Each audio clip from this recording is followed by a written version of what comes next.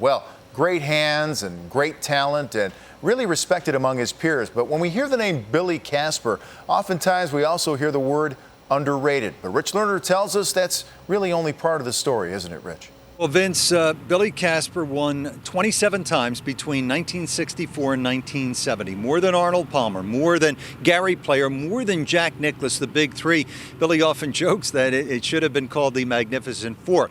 But especially on this Father's Day, what's most important to Billy and his family is not that Billy get his due as a great champion. No, it is simply to say that fatherhood and family, while imperfect, are the most rewarding experience.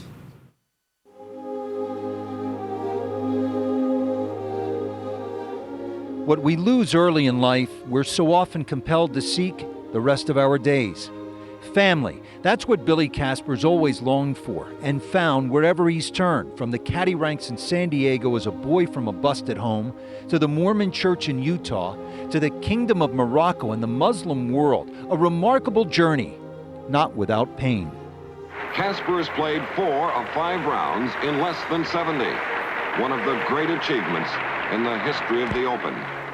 Made up 7 shots in 1966 at Olympic. He beat Palmer on the back 9 and they hated him for it.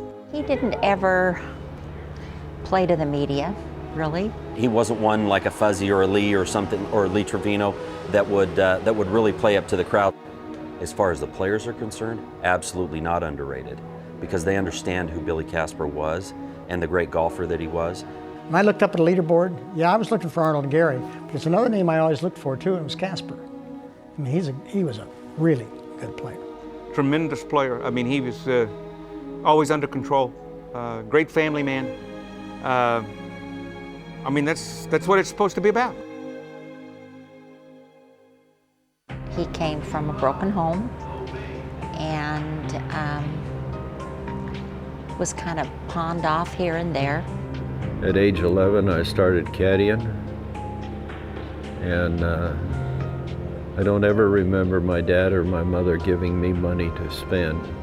I earned my own money from the time I was 11 years of age. All through high school. My parents were separated and then divorced when I was 13, and so I took care of myself from that point on. Billy's father moved around the West for work, a laborer who drilled for diamonds. Mom worked for the phone company, remarried and relocated. Billy opting to live with a relative and then friends. From the time I was a teenager, the golf course was my family. The golf course was San Diego Country Club. I was caddying all the time, and I had certain players that I caddied for and that I enjoyed very, very much. And they recognized something in me that I hadn't recognized. A good athlete who also excelled at baseball, Billy turned pro in 1954. At the outset of his career, he and wife Shirley enjoyed the simpler times on tour with the family of vagabond golfers. There were 12 of us that pulled trailers, Arnold Palmer being one. Gene Littler, Bud Holster. Oh, we had a good time. You know, we'd park at mobile parks, if there were any, and we'd have cookouts together and we'd watch each other's kids. There would be plenty of Casper children, leading Billy and Shirley to the Mormon church.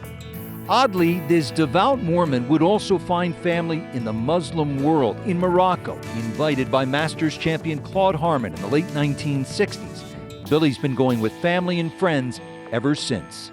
I was one of several players that Claude Harmon recommended to the King that he thought he would enjoy playing golf with, the King. So I went over and we developed an unbelievably close relationship, and it was such that he had me back 6 times the first year to Morocco. It doesn't make any difference what nationality you are, it's important. The family is the most important thing that there is on the face of the earth.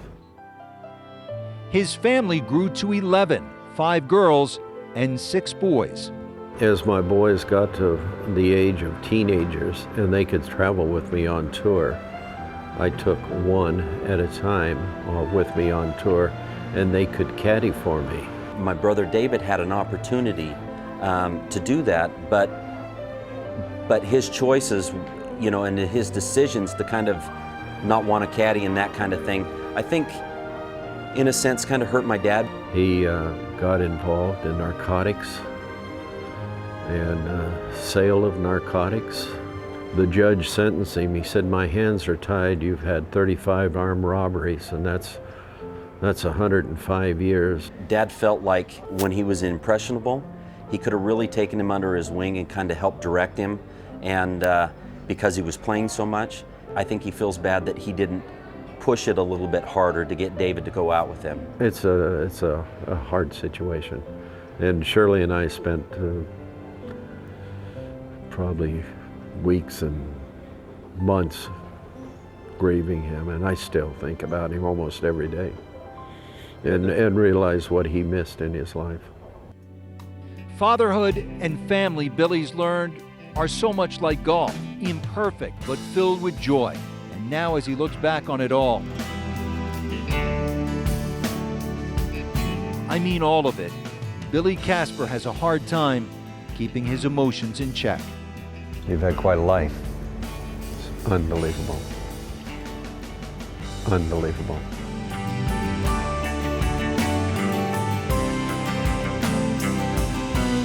What a wonderful time that we as fathers, grandfathers, and great-grandfathers have when we celebrate Father's Day. It's wonderful to have a family that want to assemble around you and have a great day in which they celebrate Father's Day. 50 years ago, Billy Casper won the U.S. Open here in the New York region at Wingfoot. Billy said that all of his sons who came out to caddy for him, they went on to become successful because in his estimation, they learned people skills while in the world of golf. They learned to communicate. As for his own father, Billy said he harbors no resentment, that what drove him was his father's work ethic. And Billy's son, Bobby, who's involved in the golf business, well, he said that what people need to know is that his father was a great golfer, a great putter, a great technician, but above all, he was and is a great father. And Vince says, I got to know Billy through the years, I would add, a very, very good and decent man. Rich, wonderful story. It seems that Billy Casper has filled that void that was missing as a child now with his terrific family. I mentioned the name Billy Casper to both of you. Your eyes are lighting up. What comes to mind? I don't know. One of my favorite sayings is it's not what you achieve, but it's what you overcome. Obviously, as Rich reported, he overcame a lot. He achieved a lot. I have no difficulty whatsoever putting Billy Casper amongst the top 10 golfers in the world. Recently, I was at a speech where Lou Holtz got up, and he gave an inspirational speech, and the gist of it was, who would miss you if you're gone? And obviously, Billy Casper now gone from the game. We certainly miss him, but I know that his family and his friends miss him. He's a big part of the history of this game, and as Rich also reported again, a great guy.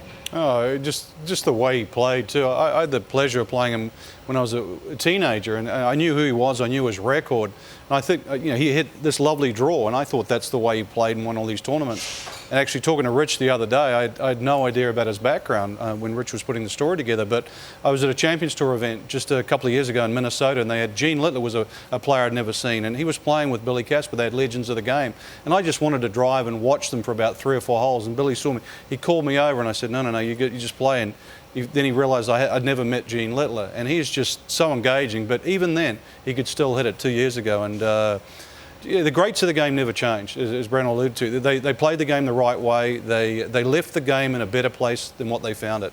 But the other thing too, amazing Ryder Cup record, one of the best he had.